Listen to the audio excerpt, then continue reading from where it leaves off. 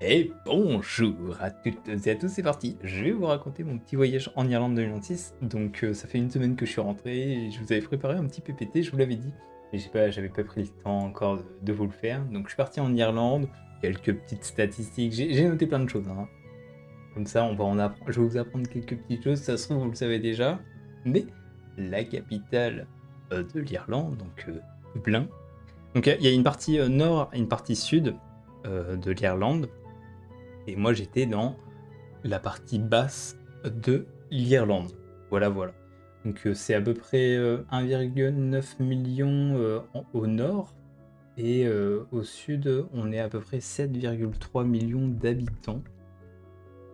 Au total, et 5,5 dans la République d'Irlande. Donc, il y a la République d'Irlande et l'Irlande du Nord. Voilà. Donc, et en gros, pour savoir pourquoi il y a une séparation entre les deux, c'est qu'en 1921, à la suite de la guerre d'indépendance irlandaise, eh bien l'île a été divisée, et du coup la plus grande partie devient l'État libre d'Irlande, donc aujourd'hui appelée la République d'Irlande, donc là où je suis allé. J'ai fait quelques petites villes par là, et c'est très joli, très mignon, et bon, il faisait pas très chaud, mais avec les canicules en ce moment, ça faisait beaucoup de bien. C'est-à-dire qu'au niveau des températures, on était entre 17 et 22 degrés, il a plu, mais c'était trop bien. Enfin, moi, c'est des températures et un environnement que j'aime beaucoup. Et du coup, au niveau de l'histoire, c'est que l'Irlande du Nord, c'est 6 comtés qui restent au sein du Royaume-Uni sous le nom d'Irlande du Nord. Donc voilà, ils sont un petit peu indépendants, mais ils sont un petit peu rattachés quand même au Royaume-Uni. Si vous avez étudié en anglais, normalement, vous avez déjà entendu parler de la Grande Famine, où en 1845 et 1852, l'Irlande est frappée par la Grande Famine, provoquée par une maladie qui détruit les récoltes de pommes de terre. Terrible, hein, parce que c'est tellement bon la pomme de terre. Et bref, il y a eu beaucoup de millions de personnes qui meurent, et beaucoup qui ont migré vers les États-Unis, ou le Canada et l'Australie. Et ça a réduit beaucoup la population. Le symbole de l'Irlande, du coup, c'est un trèfle à 3 branches, et c'est en rapport avec le Saint Patrick. Le symbole du pays, c'est une harpe, on peut voir juste ici. La harpe. Et le trèfle à 4 feuilles est souvent associé à la chance, mais le véritable symbole, du coup, c'est celui à 3. Donc, pour y aller, on est parti donc avec ma chérie, et on rejoignait du coup une de ses amies qui habite en Irlande, et on partait avec également une autre amie qui partait de Lille. Nous, on est parti en avion de Ryanair du côté de Beauvais, hein, pour ceux qui connaissent. C'est un petit aéroport, mais avec quand même beaucoup de trafic. Et on se levait à peu près très tôt. C'est-à-dire que je me rappelle, c'est un jeudi du coup. Non, oui, c'était un jeudi matin parce qu'on partait à minuit. À minuit, enfin, on s'est réveillé à minuit 30, mais on est parti vers 1h parce que notre avion était à 6h55, mais il fallait arriver 2-3 heures avant, mais le temps de faire la route parce qu'il y avait 2-3 heures de route. Bref, on est parti super tôt.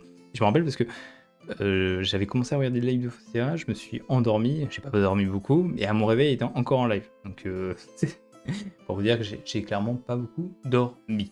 On avait pris un petit parking qui était juste à côté. Mais attendez, on me voit ou pas? Attendez, parce que moi c'est vrai que j'ai le rendu. Oui, on me voit, ça va. Oui, c'est vrai que je me suis mis en haut à droite, donc c'est parfait. C'est parfait, c'est parfait. On avait pris un petit parking pas très loin de l'aéroport qui s'appelle Tilt Park. Et c'était pas trop cher. La semaine, ça nous faisait 50 euros. 50 euros la semaine. Et je me rappelle, on arrivait tôt le matin, donc on connaissait pas, hein, et c'est des particuliers qui en gros aménagent leur jardin, ou en tout cas ils ont aménagé une sorte de parking privé. Donc on a déposé la voiture et ils nous ont emmenés. Donc le gars, on a appris qu'il travaillait pas très loin de là où on habite nous, donc à 2h30 de chez lui, et qu'il en avait marre de faire la route. Et quand il nous a emmenés, le mec il allait à 300 km/h, c'était terrible, et il nous a fait une pointe. En gros, on avait un trajet peut-être de 10 minutes entre chez lui et l'aéroport. Le trajet il a dû durer 2 minutes, tellement il allait vite. Bon, en même temps, il faisait nuit, il y avait personne, mais quand même, il fallait quand même s'accrocher. Tu sentais que c'était un habitué, quoi. Donc on a pris Ryanair, plutôt low cost, hein. Petite astuce, si vous enfin, si vous avez pas envie de dépenser pour choisir votre siège, vous attendez 24 heures avant et vous pouvez avoir des sièges aléatoires. Du coup, avec ma chérie, malheureusement, on n'était pas à côté. Mais bon, c'est pas très long, hein, le Paris-Beauvais, Dublin, c'est 1 heure et demie. Donc le temps de s'installer, le temps de décoller, ça va très très vite. Ça va très très vite. Donc tu survoles juste une partie de l'Angleterre. En fait, le plus gros morceau, c'est l'Angleterre, clairement. Parce que Dublin, du coup, est à l'ouest de l'Irlande, et Beauvais, c'est plutôt à l'est, plutôt pardon, à l'ouest de la France. Évidemment, on avait faim parce qu'on n'avait pas déjeuné. On n'avait pas déjeuné, donc qu'est-ce qu'on a fait en arrivant là-bas à Dublin? Bon, dans un premier temps, il a fallu s'habituer à la température, hein, il faisait pas très chaud. On nous avait dit ouais, c'est l'été, canicule et tout. Ah, il faisait 17, hein, donc quand tu passes de 25 à 30 entre guillemets à 17, il fait pas chaud, quoi. Il fait pas chaud. Ah oui, petite astuce aussi. On est sorti du coup de l'aéroport et nous, ce qu'on voulait, c'était d'aller dans le centre de Dublin. Donc on va voir les bus. Et on savait pas trop quel bus prendre, c'est un peu bizarre. Moi, j'ai vu des QR codes où on pouvait réserver en ligne. Et je vois en ligne, c'était genre 18 € pour deux. Donc je dis ok, vas-y, on peut prendre ça. Sauf que avant de prendre ça, on va au bus et en gros, il y a des petits stands pour récupérer, pour payer son ticket, quoi. Et on demande, ouais, est-ce que le bus il va au centre? Ils nous disent, oui, il n'y a pas de problème, il va au centre. Donc, ok, nickel. Et là, ils nous disent 20 €. Je fais, mais quoi, du coup, et je montre l'application, le site où on pouvait réserver, et je leur dis, mais du coup, est-ce qu'avec ça, ça marche aussi? Et ils me font, ouais, ouais, ouais, ça marche. Je pense qu'ils étaient dégoûtés parce que du coup, c'était chelou parce qu'en passant en direct, entre guillemets, c'était genre 20 balles, et tu passais par l'application, c'était 18 balles. Bon, du coup, on est passé par l'application, donc on économisait 2 € juste pour rejoindre le centre.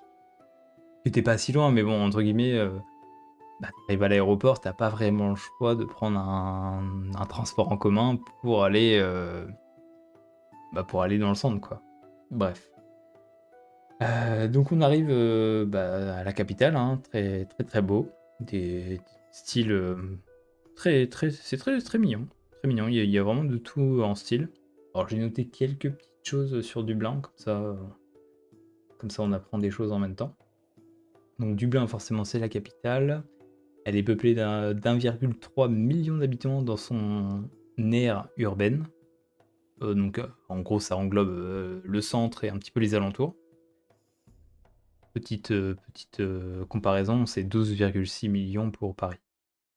Ça a été fondé par les Vikings au 9e siècle. La ville devient rapidement un important centre commercial grâce à sa position sur la côte est de l'île. Son nom vient du gaélique, qui signifie l'étang noir, en référence à un ancien bassin situé près du château de Dublin. Au fil des années, des siècles plutôt, Dublin a été profondément marqué par l'histoire de l'Irlande, la domination anglaise, les mouvements pour l'indépendance et finalement la création de l'État irlandais au début du XXe siècle. Aujourd'hui, Dublin mélange parfaitement son passé historique et une culture moderne. Des pubs traditionnels, la musique irlandaise, mais aussi des entreprises internationales qui choisissent d'y installer leur siège. Je sais pas si vous savez, mais en gros, le côté fiscal est très bien pour les grosses entreprises. C'est pour ça que là-bas, il y a Google, il y a Microsoft, il y a Amazon, bref, il y a toutes les grosses boîtes du monde. Elles ont un petit siège là-bas pour le côté un peu fiscal pour atteindre l'Europe. Donc c'est un petit... Voilà, c'est... Il y a des grosses boîtes qui sont là-bas et justement, j'ai réussi à trouver une boîte assez rigolote. Je vous montrerai plus tard sur quoi je suis tombé. Mais évidemment, la première chose qu'il faut faire, c'est manger. Alors, je vous ai mis le nom de là où on est allé à chaque fois, comme ça. À chaque fois, c'est des photos que j'ai prises, hein. Donc, à part celle-ci, je crois que celle-ci, parce que c'est là où on n'est pas allé. près du château. C'est parce que vu que je vous ai parlé du château, eh bien c'est le fameux étang noir. Miam miam. Oh, franchement, on n'avait pas mangé. Je crois que à minuit, j'avais juste pris un petit jus d'orange et une compote. Parce que je voulais du sucre, je voulais un truc un peu stimulant pour me réveiller et pour me donner de la force d'y aller, quoi. Et là, petit... Alors, vous avez vu la comparaison entre mon plat et celui de ma chérie? Moi, c'était full sucré, enfin pas sucré, mais salé. Donc avocado toast avec des trucs trop bons et tout. Un petit smoothie. Et ma chérie, c'était plutôt un pancake chocolat banane fraise. En vrai, on s'est régalé. On s'est régalé pour le début. Et évidemment, à Dublin, il y avait des boutiques. Il y avait des boutiques Seigneur des Anneaux. J'ai trouvé... alors, je vous dis pas ce que j'ai acheté des trucs. Mais que des livres. Je peux vous spoiler déjà, j'ai acheté que des livres. Parce que, en fait, on est parti avec 2 petites valises. Donc, pas de valise soute. 2 sacs à dos pour une semaine. Donc avec les affaires, ça prend pas mal de place, donc je pouvais pas ramener grand chose en termes. Après ça, je les avais déjà, les peluches Rodon et Gollum. Ceux-là, je ne les ai pas. Et ça, j'étais tombé sur ça, un petit Nazgûl décoratif et tout, c'était plutôt sympa.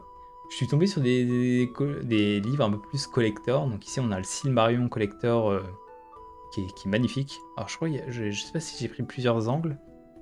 J'ai aussi trouvé un Silmarillion. Voilà, on se baladait avec les valises, les petites valises Kevin. Et regardez, là, il y avait aussi le Hobbit version collector. Je suis tombé aussi sur ça aussi. Donc c'est la bande dessinée révisée du Hobbit. Alors évidemment, c'est que des livres en anglais parce que en Irlande, c'est logique. Donc là, c'est le Hobbit, The Many Life of Bilbo, Frodo, Sam, Merry et Pipin, que je ne connais absolument pas. Voilà, je suis tombé sur celui-ci aussi, donc de Jemina Catlin, qui a fait une édition du Hobbit qui est magnifique, avec des illustrations qui sont vraiment très chouettes. Je suis tombé aussi sur celui-ci, une vieille version du Seigneur des Anneaux. Petit pub, des petits pubs par-ci par-là, très colorés, hein, mais vraiment la couleur, ça j'adore. Vraiment des couleurs à chaque coin de rue. Et là, qu'est-ce qu'on faisait? Je crois qu'on allait en direction pour aller récupérer notre... Oui, justement, parce que je vous ai dit, on est parti avec ma chérie et on était parti avec une autre personne qui partait de Lille. Sauf qu'elle avait peur de prendre l'avion. Du coup, qu'est-ce qu'elle a fait elle? Elle a pris l'Eurostar de Lille jusqu'à Londres. De Londres, elle a pris un train qui va vers la côte ouest de l'Angleterre. Et ensuite, elle a pris un bateau de l'Angleterre vers Dublin. Du coup, on l'a récupéré pas au port, mais à la gare, pas loin du port, entre guillemets. Donc voilà, c'était un petit peu l'objectif. Ça, c'est le Stephen Green Shopping, c'était assez stylé. Donc il s'agit d'un assez grand centre commercial à Dublin, qui est célèbre pour sa structure métallique et son horloge qui est là. Donc ça, en gros, le dernier étage, c'est pas mal de musées. Il y a le musée qui commémore la Grande Famine, par exemple. Très chouette, c'est très beau. En vrai, c'est très beau. On avait super faim et on était super fatigué aussi, mais c'était très très chouette. Ça, c'est voilà, dans les rues. En vrai, c'est hyper coloré et c'est vraiment très chouette. Voilà, les fleurs, les petits... Ah, ça, ils adorent mettre des banderoles dans les rues aussi. Très brique. On est vraiment sur de la brique tout court. Et évidemment, les goodies. Canards irlandais qui nous portent chance. Ah, j'en ai vu des canards. J'en ai vu des canards. J'ai trouvé un Hobbit en latin. The Song of Middle-earth et aussi le livre de Tom Racine, donc Doomed to Die. Alors, attendez, est-ce que j'ai noté des choses? Non, j'ai pas noté de choses, parce que j'ai noté des notes. La nourriture. Ça, c'est le premier plat typique que j'ai goûté là-bas. Bon, typique, est-ce que c'est vraiment typique de là-bas? Je ne sais pas, mais en tout cas, des patates, des oignons, des saucisses, sauce je sais plus quoi, mais c'était bon. Et là, un petit caramel. Un petit caramel. Chocolat chaud, je crois. Ou un café pour ma chérie, je ne sais plus. Mais c'était à Butter Chocolate Café. Il y en a énormément d'enseignes là-bas comme ça. C'était très bon. Très gentil. Oh, je me rappelle. En gros, au moment où on arrive, il y a une voiture de flic qui se gare à côté de nous, et en gros, le mec sort et veut aller prendre veut prendre un café ou je sais pas quoi. Donc en gros, on rentre, il y avait ma chérie, notre pote qui nous accompagnait, donc elles étaient passées devant, elles ont commandé, et moi je suis arrivé un petit peu après. Et moi j'ai laissé passer le policier parce que en vrai, non, il était très gentil, mais je voulais le laisser passer. Je voulais qu'il prenne d'abord sa boisson, qu'il était en poste et tout. Donc il a pris sa boisson et tout. Il avait l'air très gentil. Du coup, moi j'étais derrière lui et je voyais, il avait son flingue comme ça là et tout, en mode cowboy. Mais il faisait pas cowboy du tout, il était classe. Et ensuite, je crois que ça c'était le premier jour. Donc le premier jour, on était arrivé, donc avec la fatigue du voyage, on avait pas mal fait de boutiques et tout. C'était vraiment une journée un peu shopping et découverte de Dublin en général. Et on allait rejoindre notre logement. Donc on devait prendre un train, on avait à peu près 30 minutes ou 40 minutes de train pour aller chez l'ami qui habite en Irlande, donc très sympa. On a rencontré sa famille. Et c'est drôle parce que du coup, les Irlandais, il y en a pas mal. Enfin, est-ce que c'est bien ou pas, je ne sais pas, mais les loyers sont tellement chers, la vie est tellement chère là-bas que souvent les jeunes vivent chez leurs parents assez longtemps. C'est un petit peu comme le style Japon. Donc là, on était chez eux et en gros, il y avait notre ami qui habitait là-bas avec son copain.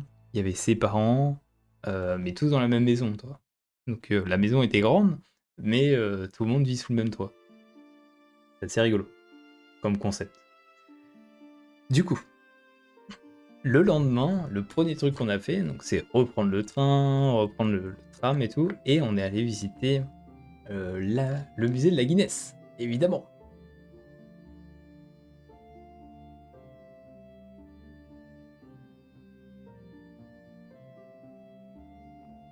Donc le Guinness Storehouse. Donc c'est une vraie religion là-bas, hein, la Guinness, enfin la bière en général, mais surtout la Guinness, ça c'est un truc de fifou.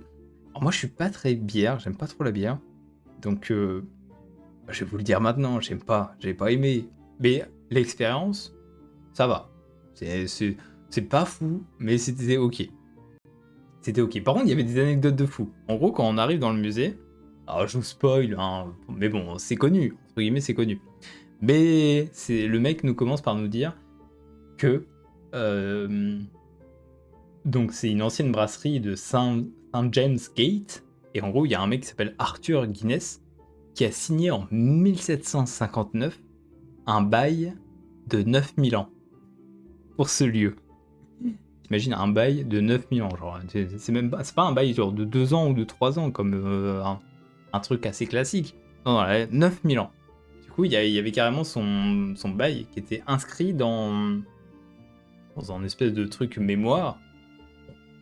C'était pour vous montrer à quel point l'idée est folle. L'idée est folle et que le mec, il croyait en ses idées, c'est-à-dire qu'il a repris une ancienne brasserie où il faisait de la bière et il a fait son propre truc et il l'a appelé Guinness, vu qu'il s'appelait Arthur Guinness. En France aussi, ça reste chez les parents. Oui, mais maintenant, je pense que avec l'augmentation des prix et tout, il y en a beaucoup qui restent chez ses parents. Hein, je suis d'accord. Mais en Irlande, c'est beaucoup. Ça fait longtemps que c'est comme ça.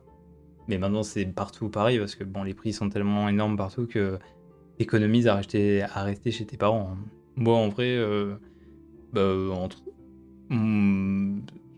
tant que j'avais pas besoin de ne plus être chez mes parents, c'est juste que forcément je vivais avec ma chérie, donc c'était plus simple qu'on prenne un truc un appart ensemble, enfin, une location ensemble. Mais sinon, c'est vrai que c'est plus simple de rester chez ses parents, quoi. Bon, j'ai pas 36 000 enfin j'ai 36 000 images du musée, mais j'ai pas voulu vous les mettre. Je vous ai mis des petits trucs que je vous ai pris qui sont sympas. C'est surtout leurs pubs. Leurs pubs, elles sont incroyables autour de Guinness. En grosso modo, la préparation, c'est assez simple. Donc le bâtiment, il est organisé sur plusieurs étages.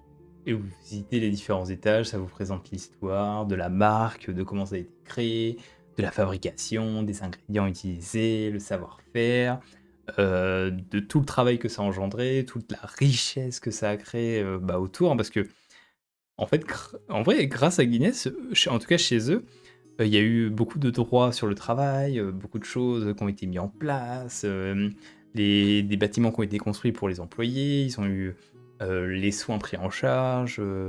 En gros, tout était pris en charge. S'ils avaient tellement de thunes, grâce à cette Guinness, que bah, en fait, tous les employés, ils étaient trop bien. Que même que, par exemple, à l'époque, il y avait carrément des... Il fallait, entre guillemets, trouver quelqu'un qui travaillait dans l'entreprise Guinness pour être trop bien, quoi. Et ça, les anecdotes, ils en partagent tout plein. Et il y a des pubs qui ont été créées qui sont vraiment très très chouettes. Bon, la fabrication, ils mettent 2 étages pour l'expliquer, mais c'est très simple, hein.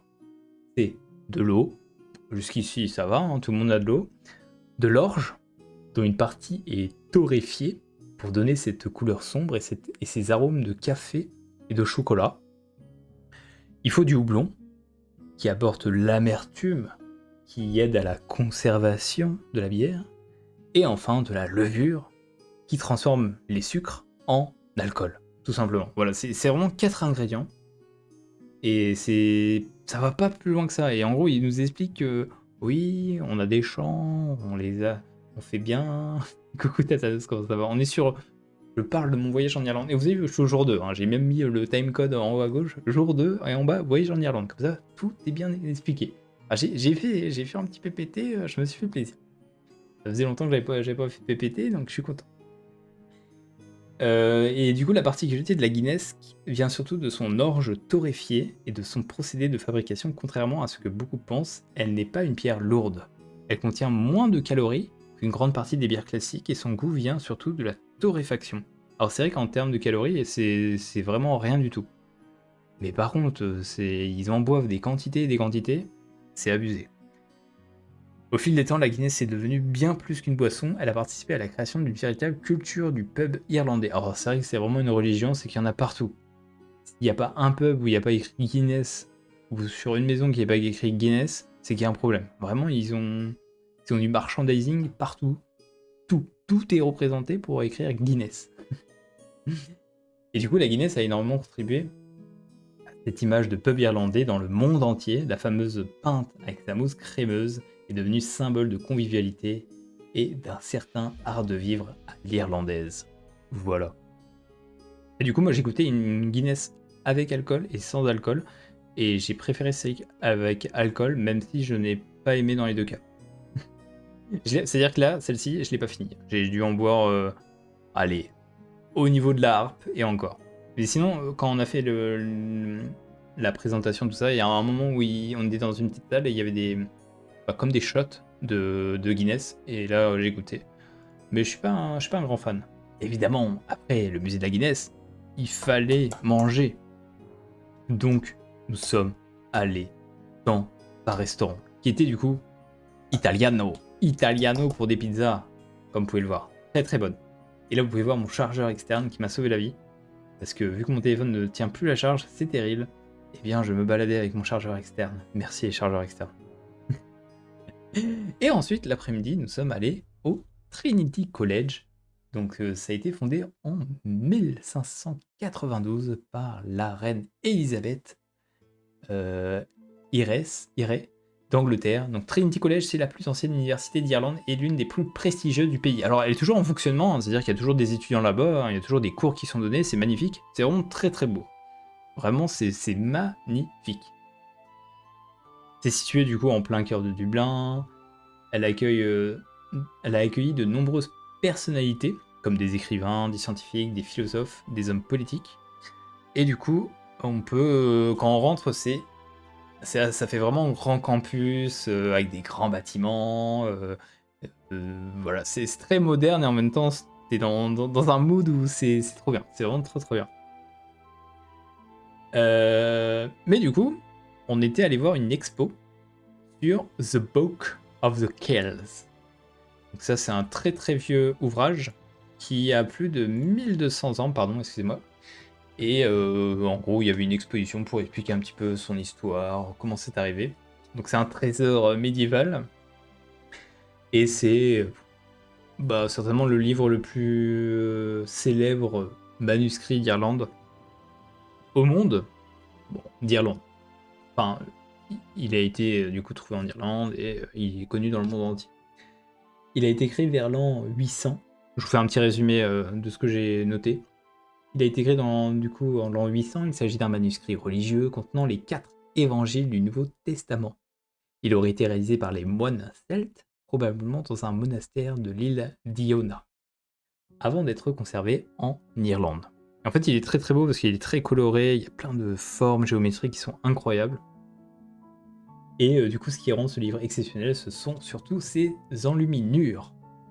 Des illustrations extrêmement détaillées, voilà, comme je vous ai dit, réalisées à la main avec des couleurs vives, des motifs celtiques, des animaux fantastiques et des symboles religieux. À une époque où chaque livre était entièrement copié à la main, réaliser un ouvrage d'une telle précision représentait un travail colossal. Le Book of Kells est considéré comme un chef-d'œuvre d'art médiéval insulaire et un témoignage unique de la culture monastique irlandaise. Et du coup, il est exposé au Trinity College si jamais vous voulez le voir. Il y a pas mal de choses à... C'est très intéressant. Et du coup, dans la même exposition, donc, il y a la fameuse bibliothèque qui s'appelle Long Room.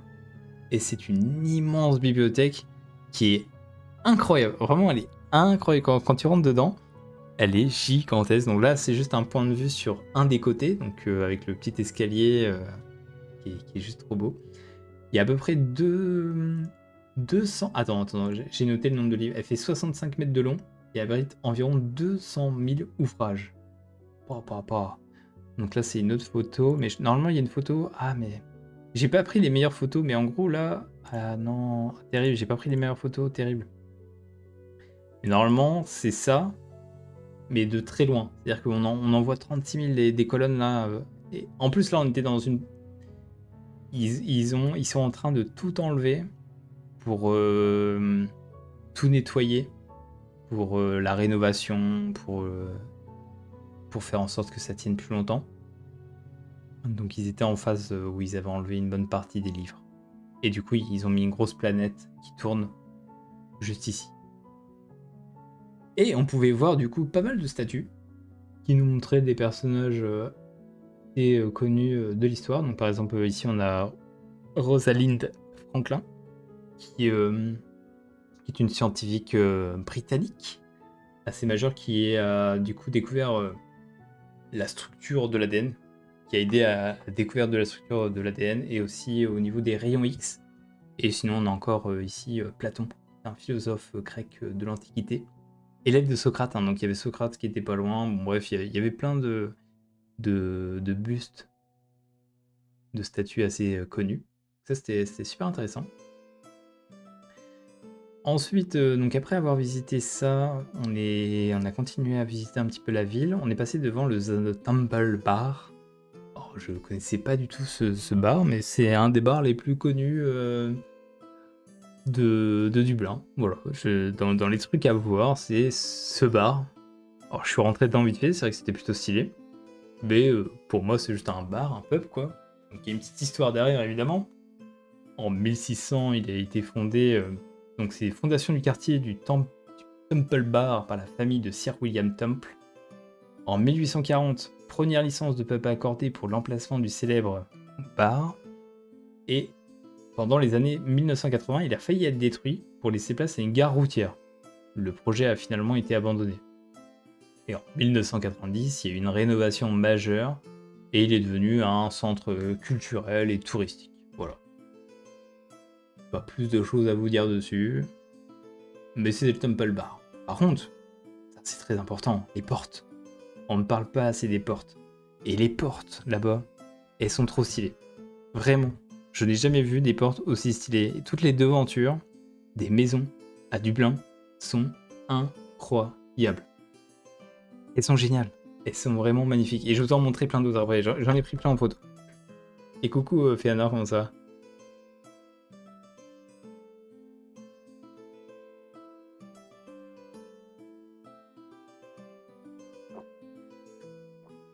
Donc voici plein d'autres portes colorées de toutes les couleurs. Bleu, gris, jaune, bordeaux, bleu, ciel. Mais là vous allez me dire, mais pourquoi autant de couleurs? Comment ça se fait? À quel moment? Pourquoi? Bon, en gros, La légende. Bon, déjà, il y a les colonnades. Il y a ça aussi. Parce qu'on est dans le style maison géorgienne, voilà, construite entre le 18e et début 19e siècle. Mais pourquoi? Pourquoi elles ont cette forme-là? Et en fait, la légende raconte qu'au 19e siècle, après la mort de la reine Victoria, les habitants auraient été encouragés à peindre leurs portes de couleurs vives pour se démarquer des façades sombres et monotones. Une autre histoire raconte que les Irlandais auraient simplement commencé à utiliser des couleurs différentes pour mieux reconnaître leur maison après quelques soirées arrosées au pub. Voilà. Mais en tout cas, c'est magnifique. Leurs portes sont incroyables. Elles sont incroyables. Et en visitant ces petites portes, je suis tombé. Alors, pour l'anecdote, on marchait et tout, et on savait pas trop où on devait aller.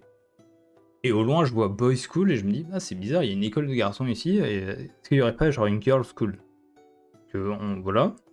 S'ensuit qu'on tourne à gauche, et une des potes avec qui on est parti est très fan de Baldur's Gate.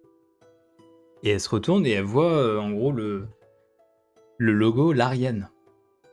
Et c'est vrai que là, je tilte et je fais putain, mais c'est vrai qu'il y avait une inscription bizarre sur l'entrée de la porte, là, enfin pas très loin, et j'ai pas tilté tout de suite là. Là, je suis retourné devant et là, j'ai vu Baldur's Fence. Et en gros, c'est là où est le studio, enfin, en tout cas, un des endroits où il y a le studio, l'Arian Studio, donc qui ont fait les jeux Baldur's Gate. Et vraiment une petite barre, enfin, tu t'attendrais pas que ce soit là, quoi. Donc c'est plutôt inattendu. C'était vraiment inattendu comme,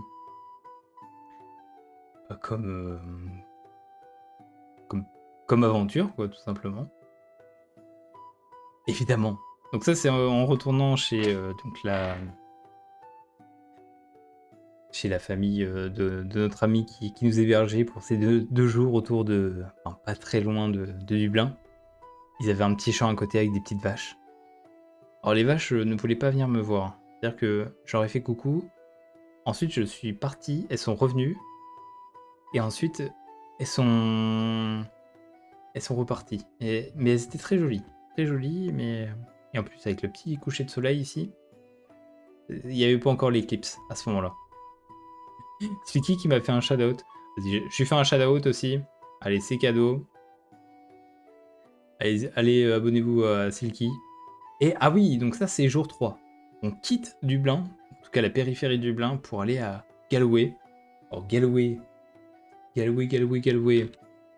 Tu prends de belles photos. Oh, j'ai pris plein de photos, je vous ai partagé juste les meilleures. Mais ouais, je prends plein de photos parce que ma chérie n'en prend pas. Donc si j'en prends pas, on n'a pas de souvenirs. Donc Galway, c'est la ville de l'Atlantique. Elle est du côté ouest de l'Irlande et c'est très très joli. Et elle a été fondée au Moyen-Âge et c'est devenu un port assez important au niveau du commerce. Il y a à l'époque, elle a été dominée par 14 grandes familles de marchands. Du coup, se partageaient les richesses, je pense, à ce moment-là. Et ils commerçaient pas mal avec, par exemple, l'Espagne ou la France. Et c'est connu pour ses pubs, son ambiance, sa musique traditionnelle, sa culture. Enfin, il y a plein de petites choses à voir. Et évidemment, je suis tombé sur du Tolkien encore. Donc là, c'est une version du Seigneur des Anneaux qui fait 220 balles. Je sais pas si elle est rare ou pas. J'ai pas eu le temps. En fait, j'avais pas trop le temps de checker. Et puis, je les ai pas pris. Je les ai pas pris, mais sinon, j'ai trouvé un Hobbit en irlandais. J'aurais dû le prendre parce que je l'ai pas retrouvé ensuite. J'ai un peu le seum, mais il coûtait 44 euros. Je trouvais ça un peu cher, mais après, c'était peut-être le prix. Vu que j'en ai pas trouvé ailleurs, c'est qu'il est rare. Et voilà, il y avait d'autres versions.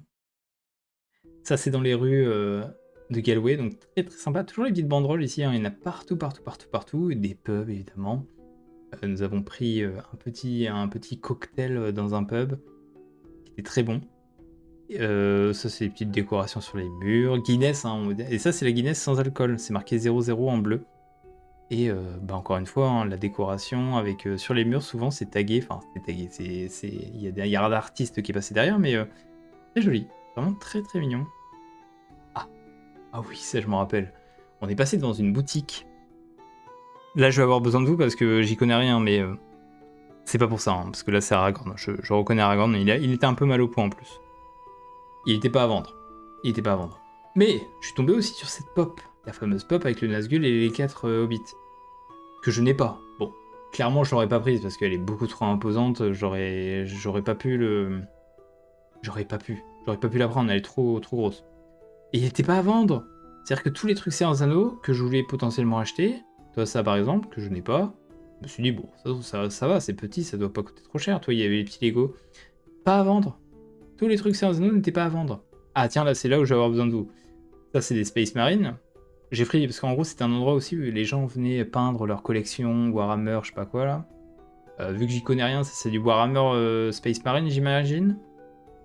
Vous me dites, hein, si jamais je reviens sur les photos, j'en ai pris plusieurs. Il y avait ça aussi. Ça je sais pas dans quel univers c'est, mais je pense que c'est aussi Space Marine, ça doit être un symbole d'une faction. Mais je n'ai pas assez de connaissances pour savoir, vu que j'y connais rien. Il y avait aussi ça, mais pareil, je connais pas non plus. C'est le chaos. Ça aussi, c'est le chaos, c'est les méchants. Ça a l'air d'être des méchants. Hein. Ils ont pas l'air très gentils. Ils ont vraiment pas l'air très sympas.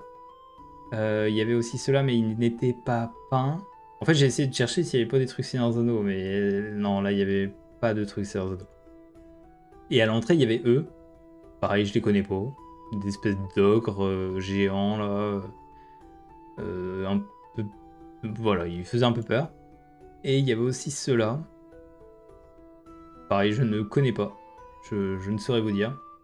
C'est tout du Warhammer en soi. Trop stylé. Bon, voilà. Je me suis dit que vous alliez trouver ça stylé, donc je vous l'ai pris en photo. C'est la collection de personnes qui avaient mis ça dans des vitrines ou qui avaient peint ça, quoi. Donc un petit peu d'architecture de Galway. Là, c'est la cathédrale Notre-Dame de l'Ascension de Saint-Nicolas et qui a été inaugurée en 1965.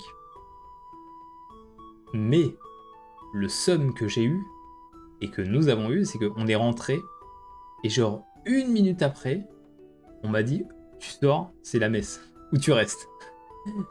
Mais en gros, on avait la flemme de rester 1 heure. Mais moi, je voulais juste prendre des photos et c'est la seule photo que j'ai pu prendre et la seule chose que j'ai pu voir. Elle avait l'air magnifique et j'ai eu le seum. J'ai essayé de rentrer par une autre porte, mais j'ai pas réussi.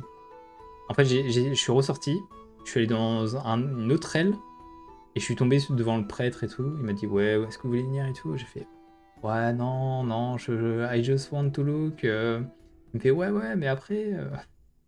Je fais mais bah non, non, ça va aller. Parce qu'il était déjà tard et tout, fallait qu'on aille manger, enfin, fallait qu'on aille à un autre endroit et tout. On avait plusieurs petits endroits, mais celui-là, c'est dommage.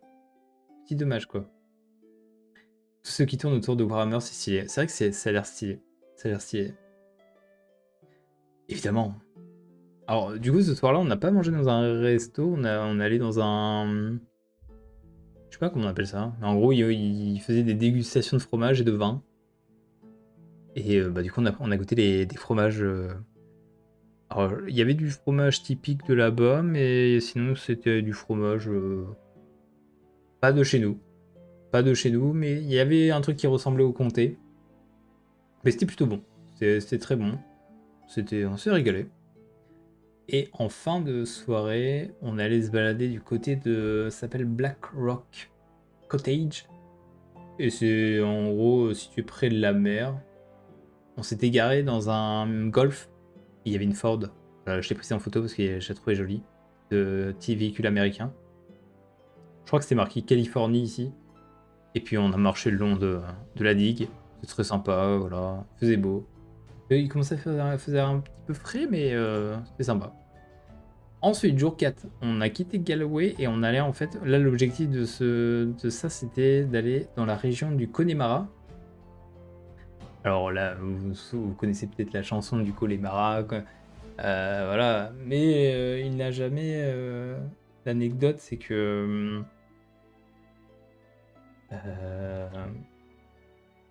j'ai oublié le nom du chanteur. Là. Du lac du Connemara. Serge Gainsbourg, non? Lac du Connemara. Ça, hein? Ah non, c'est Michel Sardou, rien à voir. Bref. Bah, Michel Sardou, il était jamais allé en Irlande à ce moment-là, et en fait, je crois qu'il était en Écosse et qu'il a vu sur une brochure et il s'est dit, vas-y, on va faire une musique sur un lac quelque part en Irlande, et voilà, Connemara. Et c'est que 6 ans après avoir sorti sa musique, il s'est dit, oh, est-ce que j'irai pas là-bas? Coco se dit, comment ça va? Donc ça, c'est un petit castle. Il y a beaucoup de castles abandonnés là-bas, qui étaient tous fermés, hein. Les pauvres, on n'a pas pu en faire un parce qu'ils étaient tous fermés, dont celui-là. Donc lui, il s'appelle le Hognanur Castle, un château du 15e siècle. Voilà, bon, on n'a pas pu aller à l'intérieur, mais dommage. On est passé par une ville qui s'appelait Cliffdane, où j'ai juste trouvé un bouquin, mais je l'ai pas pris, hein, les lettres de Tolkien. Mais révision augmentée, j'aurais potentiellement pu le prendre. Là, on a juste profité parce qu'il pleuvait des cordes. Du coup, on s'est réfugié dans un truc qui faisait des cafés et un petit peu de la nourriture. Et on s'est posé. On s'est posé un petit peu en attendant de reprendre la route. Voilà. Une petite ville qui a été fondée en 1812 et qui est vraiment toute petite. Il y a plein de gens qui y vont, donc c'est horrible. Mais c'est pour aller voir ensuite des beaux paysages. Et ça s'appelle la Sky Road. C'est une des plus belles routes qui disent d'Irlande, parce que c'est vraiment que du paysage, voilà, que tu te balades en voiture, t'as des... Bon là je vous ai peut-être pas pris les 2 meilleures photos, mais ça vous illustre un petit peu les décors qu'on peut avoir, des grandes plaines, avec les lacs, avec la mer, avec toutes les couleurs qu'on peut y trouver. C'est 16 km. Voilà, 16 km qui vous montrent un petit peu les décors.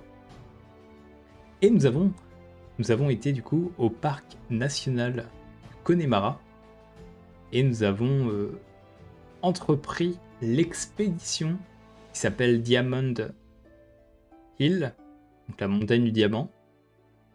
Donc une belle randonnée de 2-3 heures quand même, où il faisait pas si beau que ça, hein. Là j'étais trempé, hein. Clairement on était trempé, il y avait du vent, on était dans les montagnes, un petit peu une dinguerie, hein. Là c'est ma tête. Mais en vrai le décor c'était merveilleux, c'était vraiment magnifique.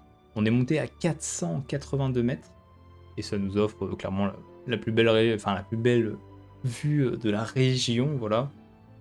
Donc c'est un sentier qui est plutôt facile d'accès au début, et ensuite par contre il faut quand même monter sur des bonnes pierres, hein. C'est pas si simple, quoi. Mais c'était très beau. C'était très beau. Et on a rencontré évidemment, très important, la faune et la flore, dont un bouc sauvage d'Irlande. Il y en avait d'autres, mais voilà, je vous ai pris cette photo-là.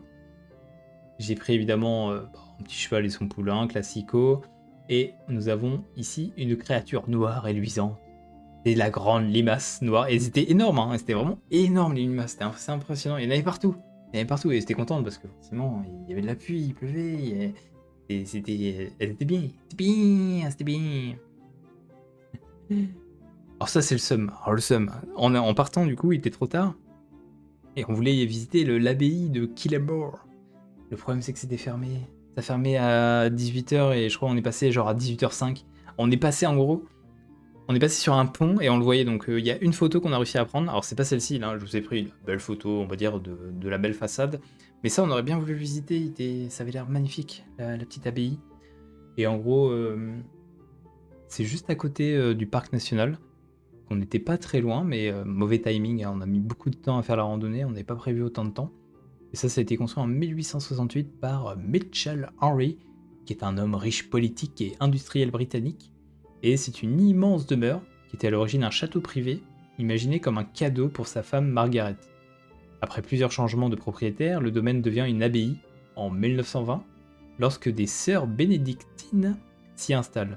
Aujourd'hui, Killaymore Abbey est célèbre pour son architecture néo-gothique, ses jardins victoriens, et son cadre exceptionnel entre montagne et lac. Malheureusement, on n'a pas pu le visiter, c'est terrible. Mais c'était très beau.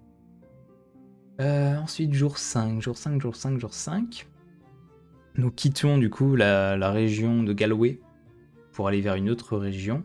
Et nous sommes passés évidemment encore devant des petits castles qui étaient encore une fois fermés. Donc celui-là, c'était un petit castle qui datait du XVIe siècle, qui était construit en 1520. Bon, c'est par le clan Owen, mais pas vraiment d'importance. Mais en tout cas, voilà, petit château. j'aime bien les petits châteaux. Et notre première, donc ça c'est une photo sur la route. Donc, que des décors comme ça, hein, ça fait très comté. Voilà, c'est des plaines, des montagnes. C'est très beau, très nature. Voilà, on est sur la nature. Et on a fait une première halte à Dolin, qui est un village près de falaises, qui sont très très jolies. On s'y est arrêté pour manger. Et en gros, autrefois, c'était un simple village de pêcheurs, et maintenant c'est devenu... j'ai marqué quoi? L'un des grands lieux de la musique traditionnelle d'Irlande. Donc il y a plein de pubs et des maisons très jolies. Vous avez orange, rose, jaune, bleu. Et là, toutes les maisons sont colorées là-bas. Et ça, c'est magnifique. C'est de toute beauté. Regardez-moi ça, les moutons. Alors les moutons, c'est un peu l'emblème national aussi. Hein. Moi, j'aime beaucoup. Il y avait un t-shirt comme ça avec les petits moutons ici. J'ai hésité. J'ai hésité. On a fait une halte du coup à Cliff of Moher, qui est les falaises emblématiques d'Irlande. Des grandes falaises. Un petit peu genre Etretat, mais dans un style un peu différent. Mais ça reste des falaises. Et on a payé... Ah oui, on s'y attendait pas. En gros, on voit un parking, on se dit, bah vas-y, on y va. Et genre, on apprend au dernier moment que c'est 15 balles. Mais c'est pas 15 balles pour la voiture, ni pour 1 heure, ni pour 2 heures. C'est 15 balles par personne. On se dit, attends, on va payer 15 balles par personne pour aller voir une falaise? On s'est dit, vas-y, on est dedans, let's go, quoi. Bon, en vrai, c'était quand même impressionnant.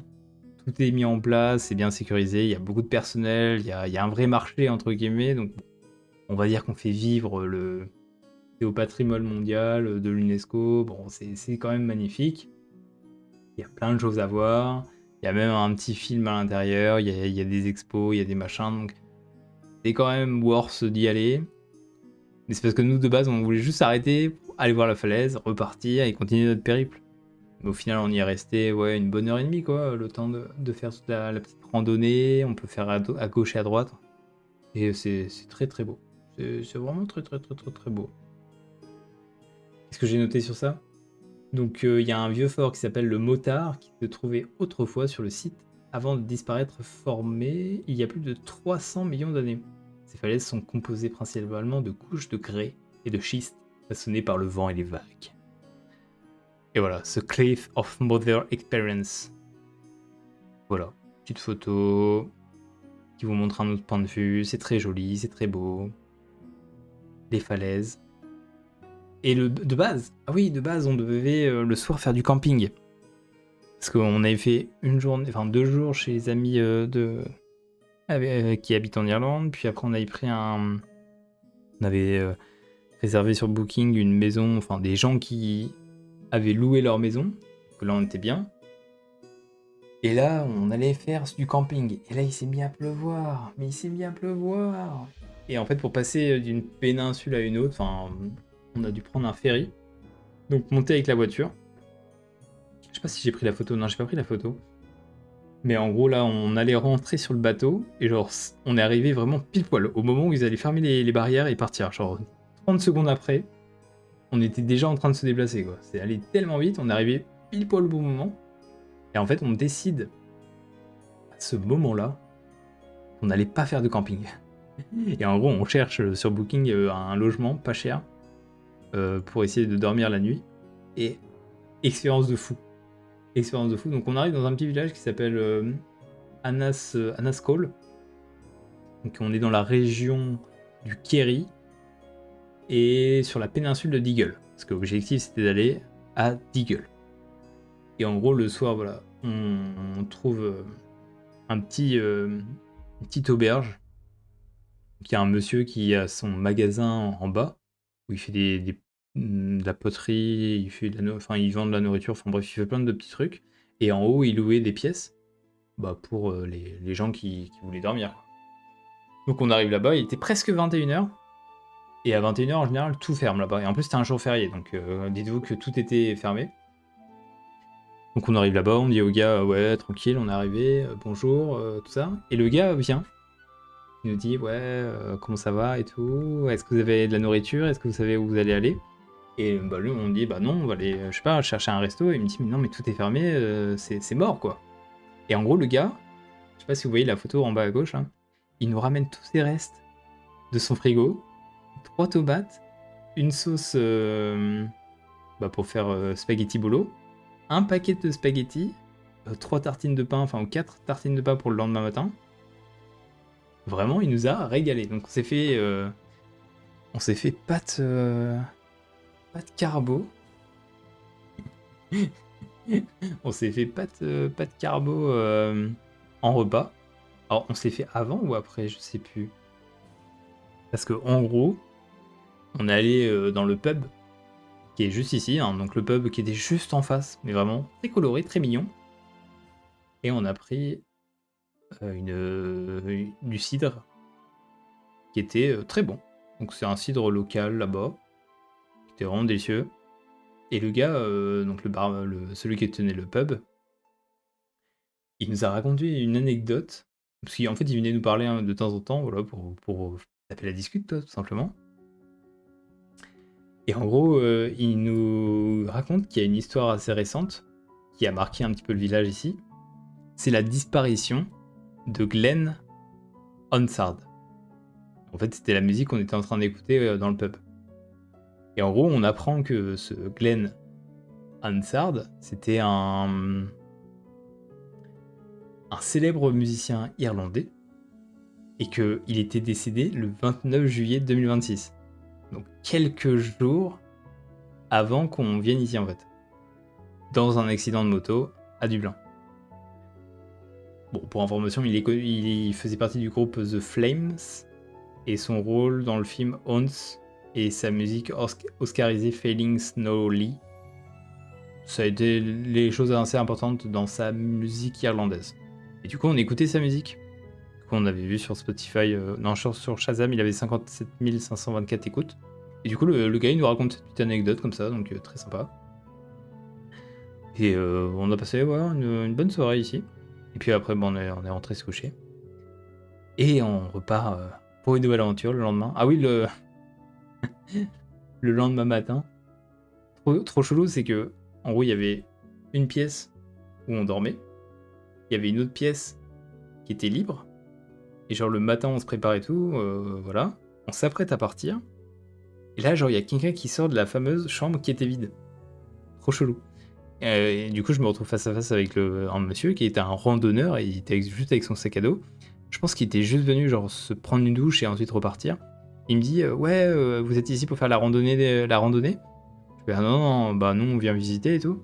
Il fait ah ok, bah, bonne journée. Hein. Et le mec en gros il est sorti et il a fait comme Bilbo, il était en mode je me balade et je pars à l'aventure. Nous on était en voiture hein, donc voilà, on allait plus vite. On était beaucoup plus chargés aussi que lui. On avait tous nos bagages. Donc voici encore des décors hein, magnifiques. Hein. C'est de toute beauté. Donc là on est déjà au jour 6, hein, donc on s'approche de la fin. Et on est arrivé à Deagle. Alors Deagle c'est une ville qui est devenue au Moyen-Âge un centre du commerce assez important. Et au XVIe siècle, la ville est l'un des plus grands ports d'Irlande. Toujours avec des échanges avec la France et l'Espagne. Et voilà, c'est un port, hein, il y a plein de trucs. Il y a plein de trucs. Mais voilà, plein de petits magasins, encore des maisons de couleurs, hein, c'est très très beau. Petite église, petit bâtiment et tout. Ça c'est Deagle. On a goûté... Oh, ça c'est un des meilleurs repas que j'ai pu faire. J'ai pris la soupe du jour. Ah, je peux vous dire que la soupe du jour, avec des patates, vous voyez là, c'est de la patate. Et bah franchement, c'est un plat très simple, mais c'est un plat qui est délicieux. Sinon, on a visité aussi une fabrication artisanale de bière. Et on a goûté la glace typique là-bas, qui est très bonne.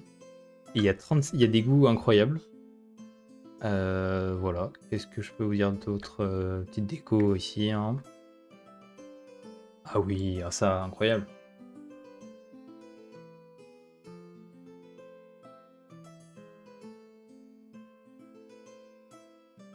Galarus Oratori. Alors, en gros, on voit sur la carte et on se dit, oh, bah attendez, il y a ça à visiter, ça a l'air sympa. On se gare là-bas et tout. Et bah, à l'entrée, on nous fait payer, je sais plus, 5 balles, je crois. 5 balles par personne. Et en gros, on marche. Et juste, on voit ça. Et en gros, c'est juste un bâtiment en pierre. Et avec bah, on peut aller dedans, quoi. Bon, vu comme ça a pas l'air fou. En vrai, c'est stylé, mais bon, payer un prix pour un truc qui est là depuis des milliers d'années, l'entretien ne doit pas trop y en avoir, quoi. Les pierres, elles sont pas censées bouger, clairement, il n'y a pas grand-chose à faire, quoi. Mais, en gros, le Galarus Oratory, c'est l'un des monuments les plus anciens et les plus mystérieux d'Irlande. Cette petite chapelle en pierre, construite avec la technique du... Alors, j'ai noté ça, mais... Machicoulis en encorbellement.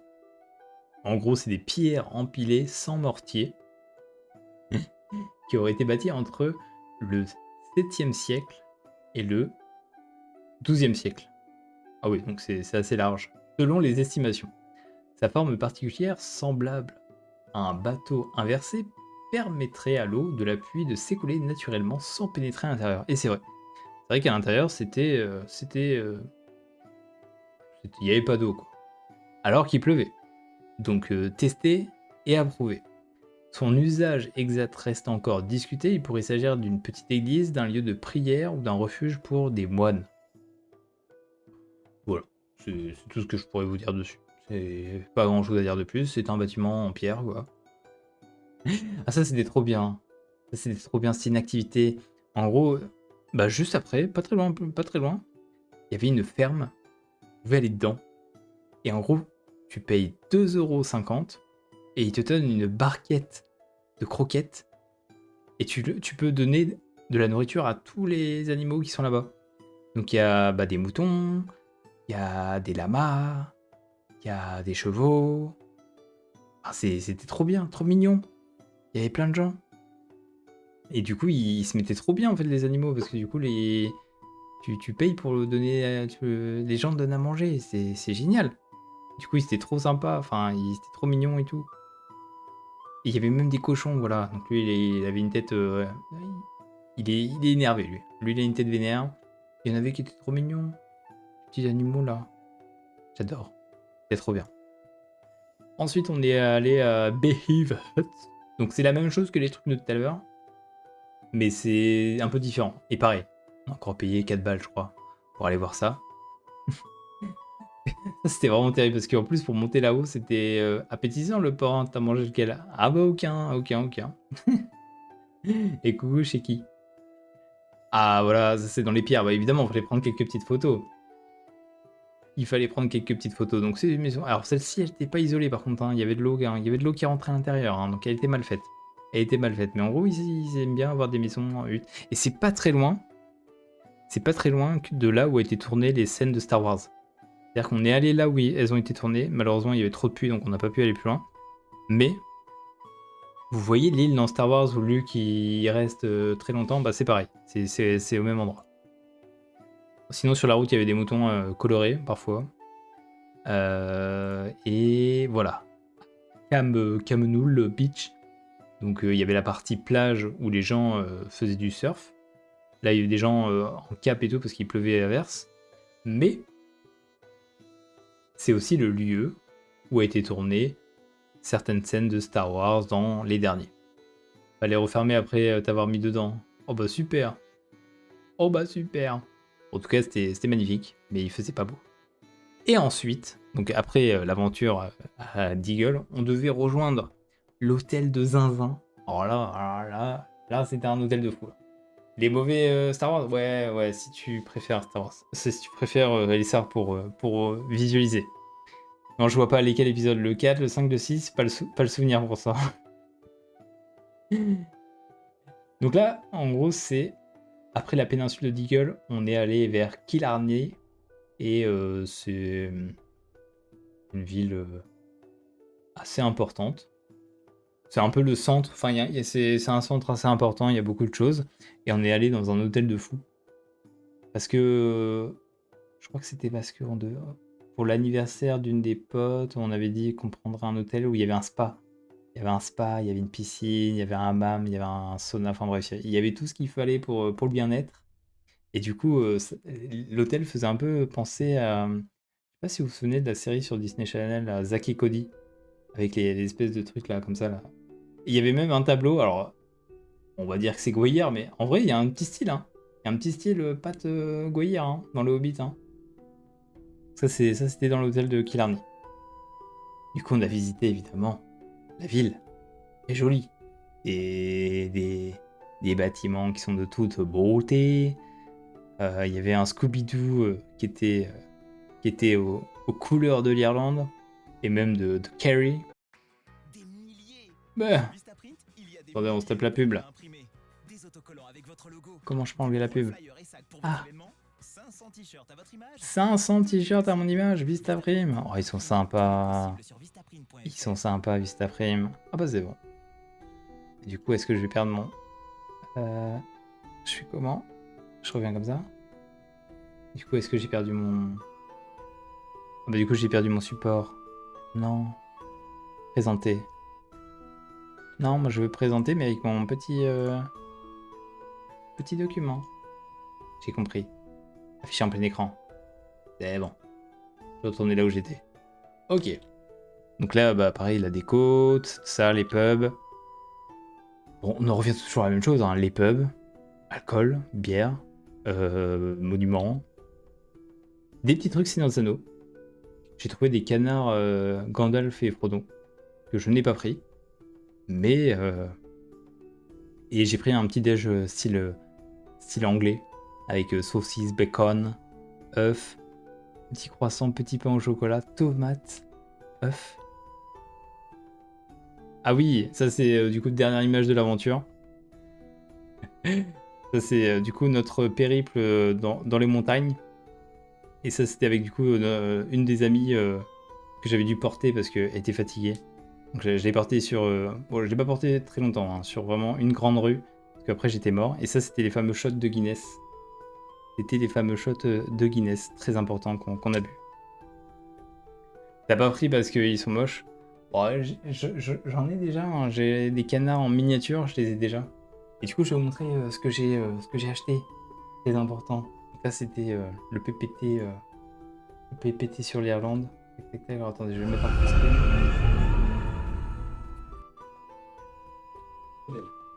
Je commence à avoir extrêmement chaud. Bon, non, je pense que je vais rester comme ça. Je pense que je vais même peut-être zoomer un petit peu. Comme ça, vous allez bien voir.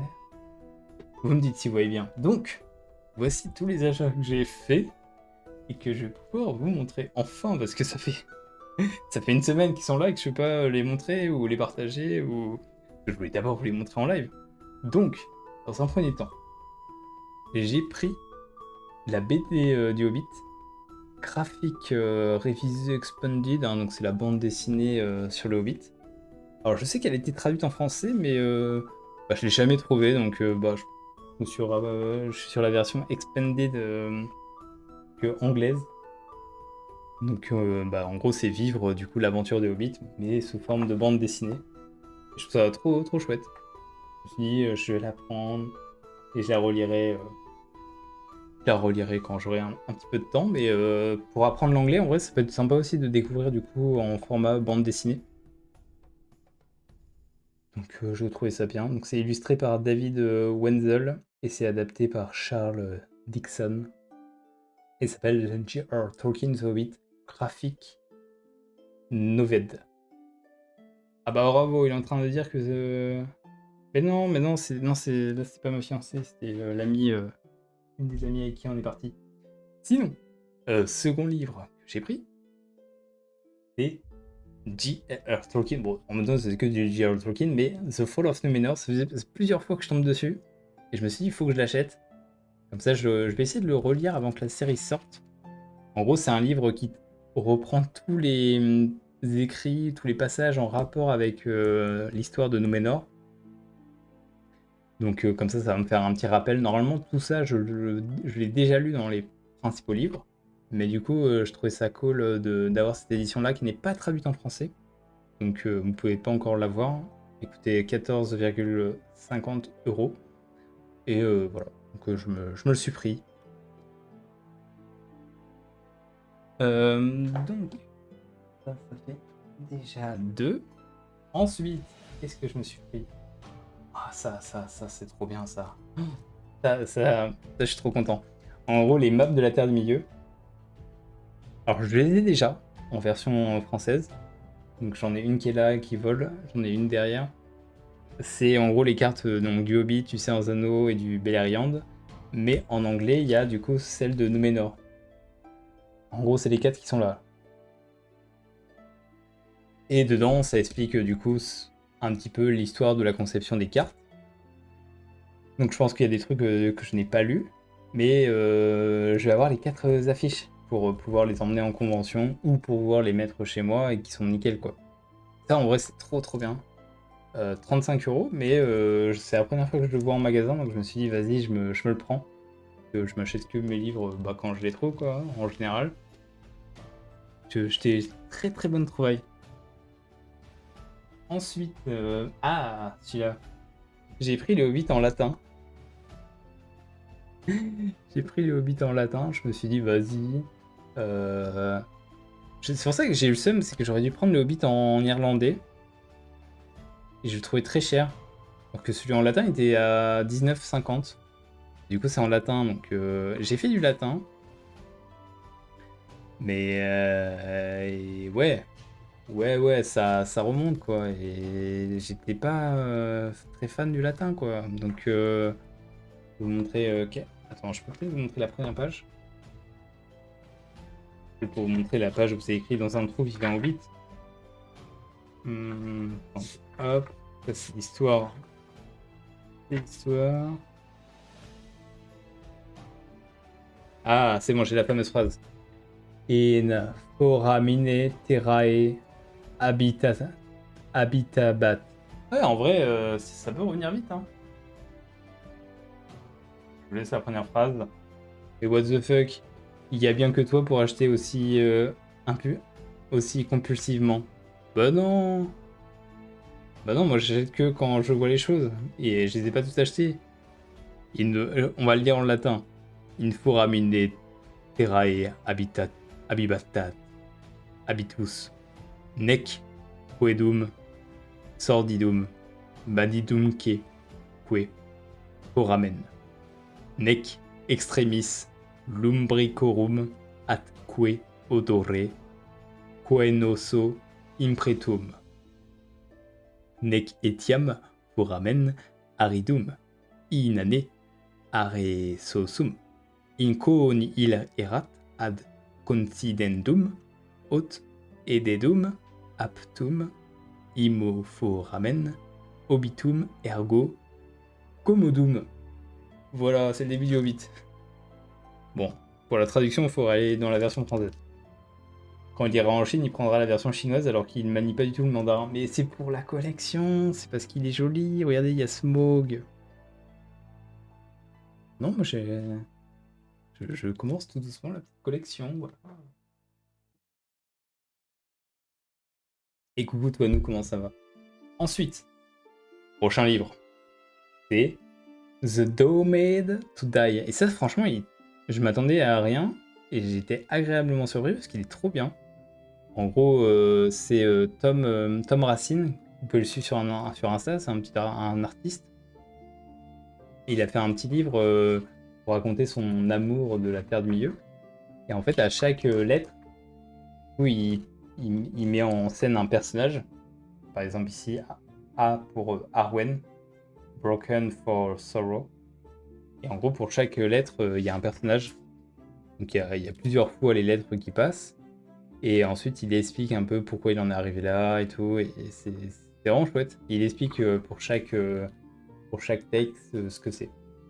Voilà, c'est bien pour ton anglais. Mais oui, pour ça, c'est bien. C'est pas trop, c'est des images, juste des explications. Mais j'ai lu dans le train.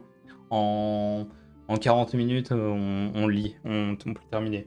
Et pour les gens qui lisent très vite, en, je pense, un quart d'heure, 20 minutes, c'est bon, quoi.